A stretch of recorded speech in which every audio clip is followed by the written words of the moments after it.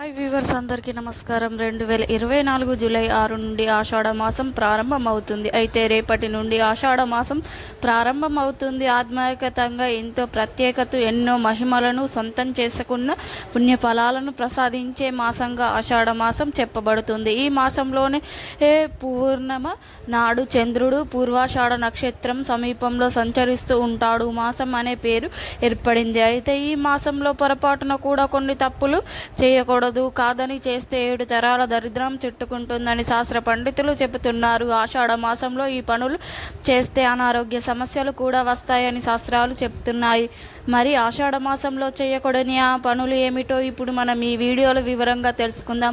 Friends, first అయితే ఈ వీడియోకి ఒక లైక్ కొట్టి మా ఛానల్ని సబ్స్క్రైబ్ చేసుకొని మాకు సపోర్ట్ చేయండి. మీ సపోర్ట్ మాకు చాలా అవసరం.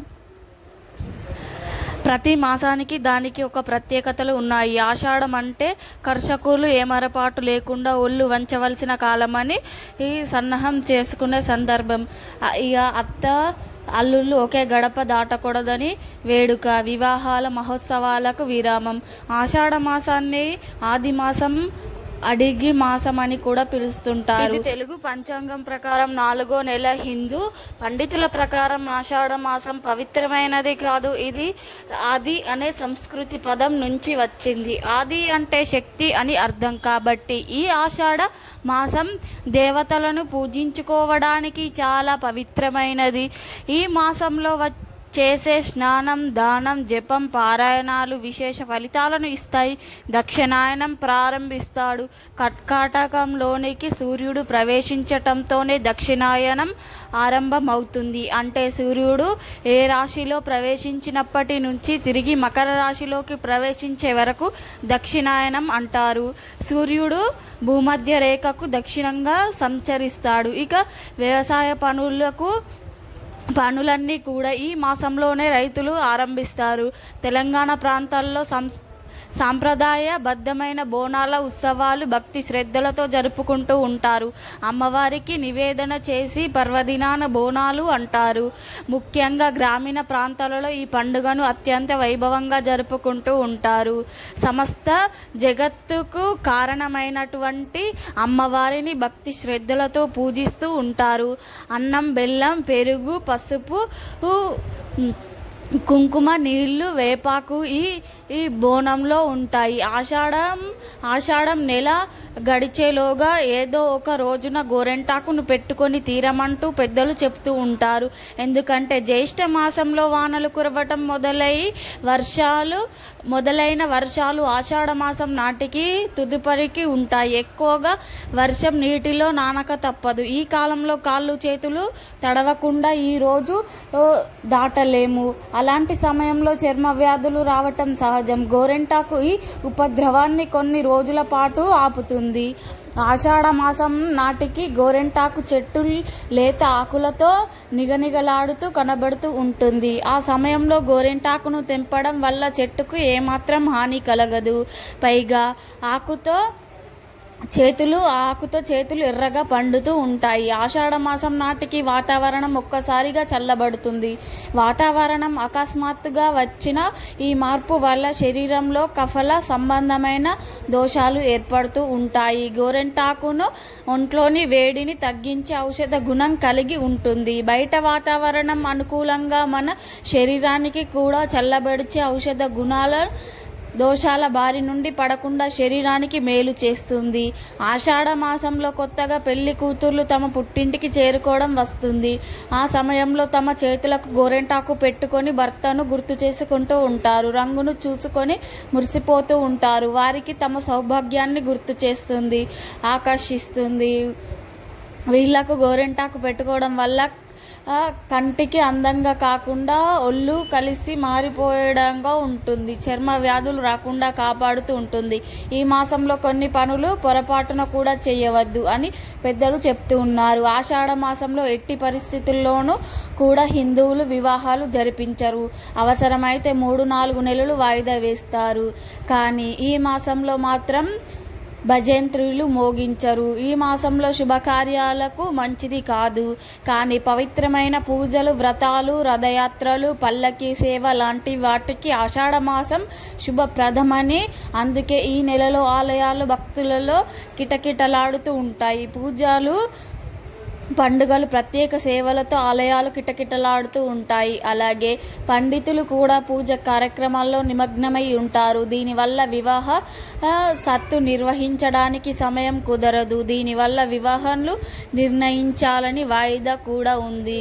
ఉత్తరాయణం నుంచి దక్షిణాయనం కథ ప్రకారం మాసంలో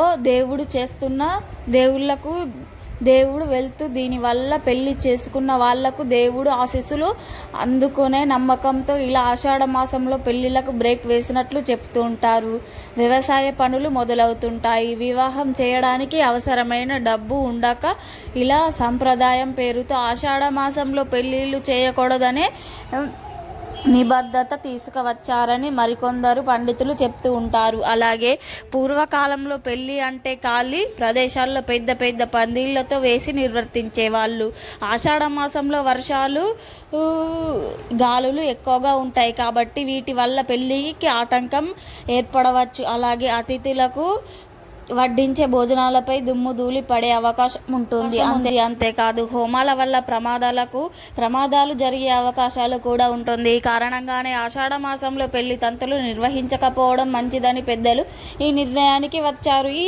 ఈ కారణం ఏదైనా ఈ నెలలో పెళ్లిళ్లు చేయకుండా ఉండటమే మంచిది. ఇక ఈ మాసంలో కొత్తగా పెళ్ళైన దంపతులు కూడా దూరంగా ఉండాలి. ఎందుకంటే ఆషాఢ మాసంలో తొలకరి మొదలై వర్షాలు పడుతూ ఉంటాయి. ఇంట్లో అందరూ వ్యవసాయ పనుల మీద పొలానికి వెళ్ళాలి. కానీ కొత్తగా పెళ్ళైన జంట కలిసి గడపడానికి ఇష్టపడుతూ ఉంటారు. వ్యవసాయ కుటుంబాల్లో అందరూ పని చేయలేకపోతే చాలా ఇబ్బందులు పడవలసి వస్తుంది. అందుకే కొత్త కోడల్ని పుట్టింటికి పంపిస్తారు. కొత్త అల్లుళ్ళు అత్తవారింటికి గడప కొడదన్న సాంప్రదాయం కూడా అందుకే వచ్చింది. అంతేకాదు ఇక ఆషాఢ మాసంలో స్త్రీలు నెల తప్పితే 9 నెలల తర్వాత అంటే వేసవి కాలంలో అంటే మార్చి నుంచి మే మధ్య కాలంలో వేసవి కాలంలో ప్రసవం జరుగుతుంది. సాధారణంగా మన దేశంలో ఉష్ణోగ్రతలు అధికంగా ఉంటాయి. వేసవిలో మరింత విజృంభిస్తాయి. అప్పుడు పుట్టిన శిశువు ఈ వేడి వాతావరణం బాగా ఇబ్బంది కలుగుతుంది. శిశువు ఆరోగ్యం మీద ప్రభావం చూపుతుంది. తల్లి ఆరోగ్యం కూడా బాగా దెబ్బతింటుంది. ఇది తల్లి బిడ్డల ఆరోగ్యానికి ఏమాత్రం శ్రేయస్కరం కాదని అందుకే ఆషాఢ మాసంలో కొత్తగా దంపతులను దూరంగా ఉంచుతారు. మాత క్షేమమే దేశ క్షేమానికి తొలిమెట్టు అన్న మన పూర్వీకుల ఆలోచన. అందుకే ఈ సాంప్రదాయం వచ్చింది. కాబట్టి ఈ మాసంలో కొత్తగా పెళ్ళైన దంపతులకు దూరంగా ఉండాలి. కాబట్టి ఎవరు కూడా గృహ ప్రవేశాలు, వివాహాది శుభకార్యాలు ఇలాంటివి శుభకార్యాలు చేయించుకోకూడదు. కానీ ఆషాఢ మాసంలో గృహ దేవతల ఆరాధన చేస్తే విశేషమైన ఫలితాలు కలుగుతాయి అనే సామాజిక గ్రంథంలో చెప్పారు. అంటే దుర్గాదేవి, నరసింహస్వామి ఇలా ఉగ్ర దేవతల ఆరాధన చేసినట్లయితే విశేషమైన శుభ ఫలితాలు కలుగుతాయి. అలాగే ఆషాఢ మాసంలో శ్రీ మహావిష్ణువును పూజిస్తే అత్యుత్తమైనటువంటి ఫలితాలు కలుగుతాయి.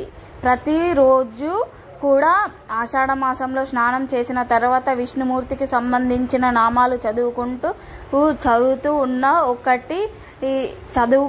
ఆయన మహా అనే మంత్రాన్ని చదువుతూ ఉన్న చక్కటి శుభ ఫలితాలు కలుగుతాయి. ఆషాఢ మాసంలో కొన్ని ప్రత్యేక ఆహార పదార్థాలను తినకూడదు. ఆషాఢ మాసంలో చేతుల వ్రతం అనే ప్రత్యేకత వ్రతం కూడా ఉంటుంది. ఎవరైతే కొన్ని ఆహార పదార్థాలను తినకూడదు ఉంటారో వారికి అశ్వమేధ యాగం చేసిన ఫలితం కలుగుతుంది. ఆషాఢ మాసం వచ్చే శుక్లపక్షం ద్వారా నుండి శ్రావణ మాసం వచ్చే శుక్లపక్ష ద్వాదశి వరకు ఎవరైనా సరే కొన్ని ఆహార పదార్థాలను తినకూడదు. ఆషాఢ శుక్ల ఏకాదశి, శ్రావణ శుక్రవారం ఆకుకూరలు ఆహారంగా తినకూడదు. పెరుగు ఆహారంగా తినకూడదు. పాలు ఆహారంగా స్వీకరించకూడదు. కార్తీక ద్వాదశి వరకు కందిపప్పు పెసరపప్పు ఆహారంగా తీసుకోకూడదు. ఇలా ఆహార నియమాలు పాటిస్తే దానికి వ్రతం అనే పేరుతో పిలుస్తూ ఉంటారు. ఈ చర్మవ్యస్థ నియమాలు పాటిస్తే విష్ణుమూర్తి అనుగ్రహం చాలా సులభంగా కలుగుతుంది. అలాగే శుక్ల ద్వాదశి నుండి కార్తీక శుక్ల ద్వాదశి వరకు బెల్లం తినడం మానివేయాలి. దీని వలన మధురంగా మాట్లాడడం వస్తుంది. ఈ 4 నెలలు కూడా తెల్ల ఆవాలు, ముల్లంగి, ఉలవలు, గుమ్మడికాయ, పొట్లకాయ, చింతపండువు తినేటివి తినకూడదు. కుదిరిన వారు ఈ చేతులతో మ్యాచ్ వ్రతం చేసే ఉపశమనం కలుగుతుంది. ఈ ఆషాఢ మాసంలో అనేక రకాల పూజలు వ్రతాలు చేస్తారు. కానీ స్త్రీ నెలసరిలో ఉన్నప్పుడు పొరపాటున కూడా ఆధ్యాత్మికత కార్యక్రమాల్లో పాల్గొనవద్దు అని మంచిది కాదు అని పెద్దలు చెప్తున్నారు. ఆరోగ్యం కాపాడే అవకాశాలు ఎక్కువగా ఉన్నాయి కాబట్టి ఆషాఢ మాసంలో ఆడవారు ఇంటి పరిశుభ్రంగా ఉంచుకోండి. వారానికి కనీసం 2 సార్లు అయినా ధూపం వేయండి. ఈ ఆషాఢ మాసంలో ఈ నియమాలను పాటిస్తే మీకే మంచిది. ఎలాంటి ఆర్థిక అనారోగ్య సమస్యలు రాకుండా ఉంటాయి. అదేవిధంగా ఆషాఢ మాసంలో ఆడవాళ్ళు ఎక్కువగా కన్నీళ్లు పెట్టవద్దు. అలాగే కన్నీళ్లు పెట్టుకోకుండా మగవారే చూసుకోవాలి. కన్నీరు పెట్టుకుంటారు ఆ ఇంట్లో లక్ష్మీదేవి రాదు. మీకు ఈ చిన్న చిన్న నియమాలు పాటిస్తే ఈ నెలలో ఈ పనులు చేయకుండా ఉంటే మంచిది. మీకు ఎలాంటి అనారోగ్యాలు రాకుండా ఉంటాయి. మరి తెలుసుకున్నారు కదా.